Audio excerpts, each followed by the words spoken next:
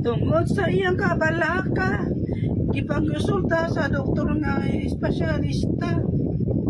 Pasensya, di nagduda, kay ang doktor pitisang upawa.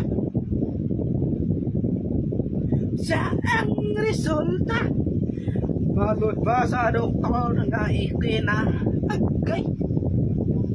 Kanang imong kaupaw, ayaw nagkabalaka, kay madugay maanadra ka. Ay, ay, ay.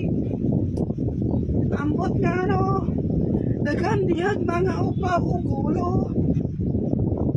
Apan ang bungot ay mga balibo, labong paman kaayo.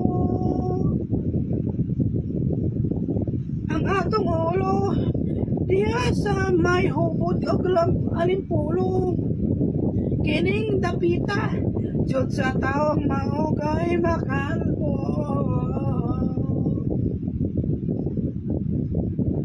Tambak murag pasinaw, lagong langkaw tambal kulo sa upaw.